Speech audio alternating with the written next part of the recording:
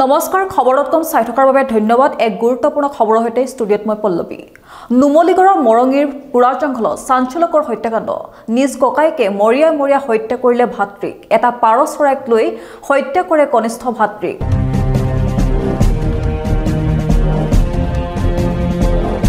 পুনৰবাৰ জনাইছো এক ব্ৰেকিং নিউজ। নুমলীগড়ৰ মৰঙীৰ পুৰা জংঘলত এক চাঞ্চল্যকৰ হত্যাকাণ্ড সংঘটিত হৈছে। নিজ ককাইকে মৰিয়াই হত্যা কৰিলে ভাতৃক। এটা পাৰ চৰাইৰ বাবে হত্যা কৰে কনিষ্ঠ ভাতৃক। হুৰামত্ত অৱস্থাত মৰিয়াই হত্যা কৰে কনিষ্ঠ ভাতৃক। লাটুমণি বৰাই হত্যা কৰিলে কনিষ্ঠ ভাতৃ যদু বৰাক। আৰু ইতিমধ্যে হত্যাকাৰী জ্যেষ্ঠ ভাতৃ লাটুমণি বৰাক গ্ৰেপ্তাৰ কৰিছে বগীজান আৰক্ষীয়ে। এই ঘটনাক কেন্দ্ৰ কৰি অঞ্চলজুৰি তীব্ৰ চাঞ্চল্যৰ সৃষ্টি হৈছে। পুনৰবাৰ জনাইছো এক ব্ৰেকিং নিউজ। নুমলীগড়ৰ মৰঙীৰ পুৰা জংঘলত চাঞ্চল্যকৰ হত্যাকাণ্ড। নিজ ককাইকে মৰিয়াই হত্যা কৰিলে ভাতৃক।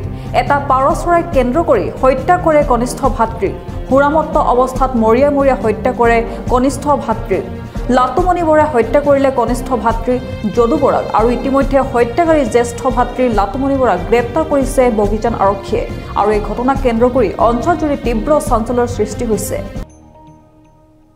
বেছিকে মাতটো দিছে ডাঙৰটোৱে।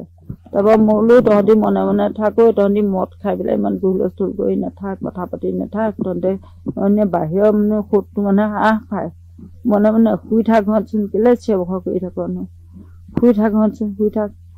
তাৰপৰা তাকো কৈছো তইও শুই থাক।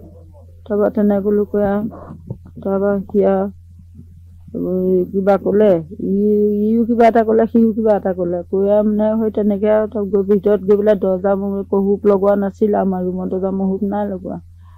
তাৰপৰা ৰুমৰ দৰ্জা হুপখন লগোৱা নাই। তাৰপৰা সি সোমাই গ'ল গৈ একদম নাকতে এক ঘোচাই মাৰিলে নে কি মাৰিলে মই সিমানটো ধৰিব নোৱাৰিলোঁ আৰু সিমান ক'বই পৰা নাই মই তাৰপৰা মাৰিলে গোটেই তেজে গোটেই নৈ বোৱা দি গৈছে আৰু নাকেদি গৈছে, মুখেদি গৈছে আৰু তেজা বোলে তেজ আৰু।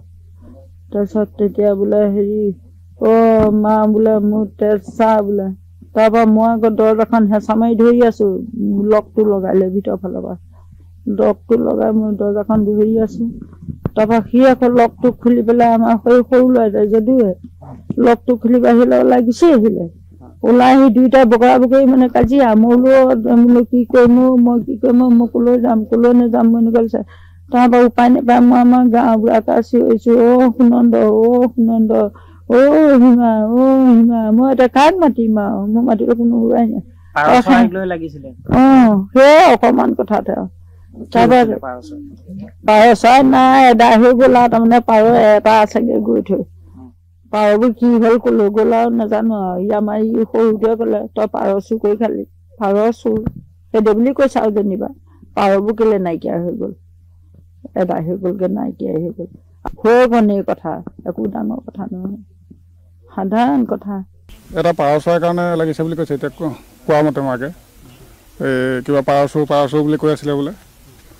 সেই তেনেকুৱা সিহঁতে লাগি পেলাই তেনেকৈ দুয়োজন ককাই ভাইৰ ভিতৰত সংঘাত সৃষ্টি হ'ল।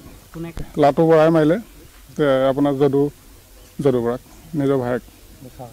নিশা হৈছে ঘটনাটো।